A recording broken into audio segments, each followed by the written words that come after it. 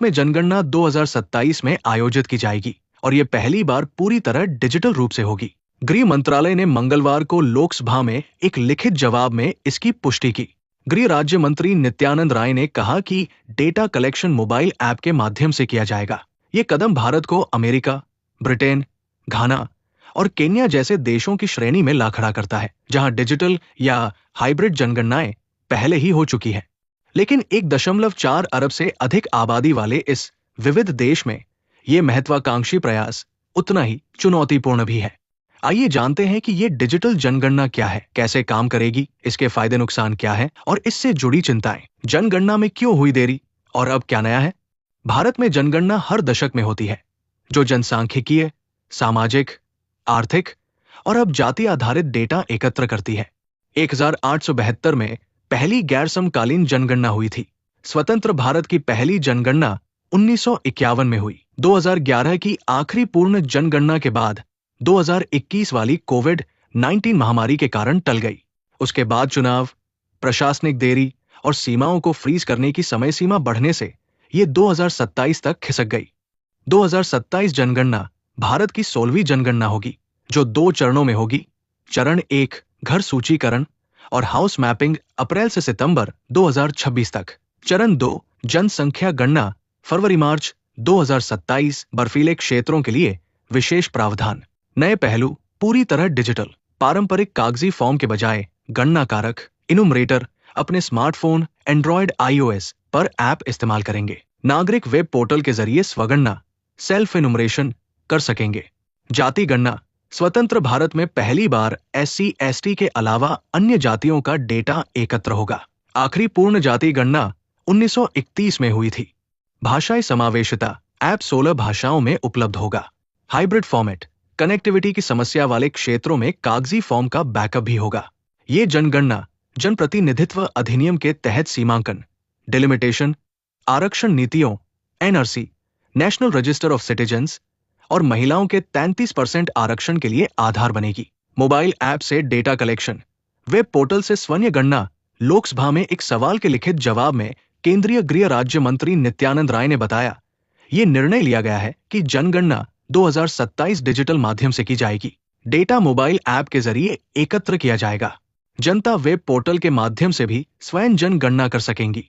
उन्होंने कहा कि जनगणना में प्रत्येक व्यक्ति की जानकारी उस स्थान पर जुटाई जाती है जहां वे गणना अवधि के दौरान पाए जाते हैं। इसके साथ ही जन्म स्थान, अंतिम निवास, मौजूदा स्थान पर रहने की अवधि और प्रवास के कारण से संबंधित विस्तृत प्रश्न भी शामिल होंगे। सरकार फील्ड वर्क शुरू होने से पहले प्रश्नावली को आधिकारिक राजपत्र में अधिसूचित करेगी। डिजिटल जनगणना के फायदे। तेज और अधिक सटीक जनगणना की उम्मीद। डिजिटल तरीकों से भारत उन बड़ी समस्याओं को दूर कर सकता है जो वर्षों से कागज आधारित प्रक्रिया को धीमा और त्रुटिपूर्ण बनाती रही है। प्रारंभिक आंकड़े 10 दिनों में, अंतिम आंकड़े 6 से 9 महीनों में। 2011 की जनगणना के आंकड़े अंतिम रूप पाने में कई साल लगे थे। तेज उपलब्ध डेटा का उपयोग 2029 संसदीय निर्वाचन क्षेत्रों के परिसीमन, योजनाओं, फंड आवंटन और जन कल्याण कार्यक्रमों की सटीक योजना में सीधे किया जा सकेगा।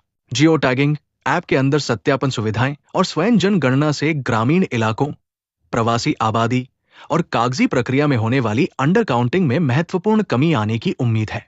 लागत में कमी और रोजगार सृजन। सरकार को लाखों टैबलेट खरीदने की आवश्यकता नहीं होगी क्योंकि गणना कर्मी अपने ही स्मार्टफोन का उपयोग करेंगे।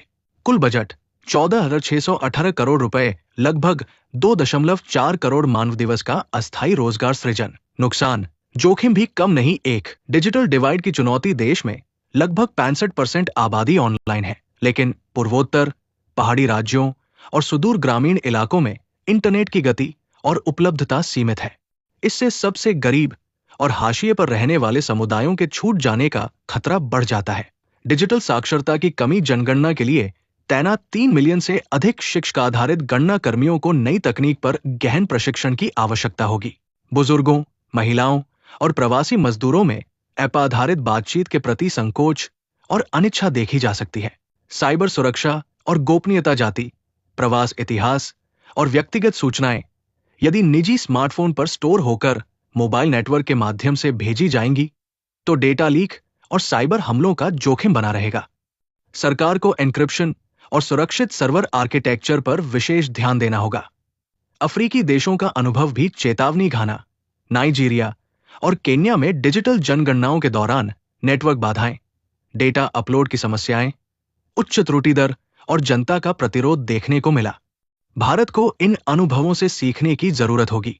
विशेषज्ञों का मानना है कि डिजिटल जनगणना भविष्य में कदम रखने जैसी है, लेकिन जोखिम भरा एक्सपेरिमेंट भी है।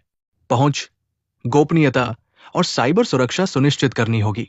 ऑफलाइन सिंक और रियल टाइम सपोर्ट से चुनौतियां हल हो सकती हैं। सरकार ने राज्यों के साथ अंतर्राज्य परिषद बैठकें बढ़ाने का वादा किया है।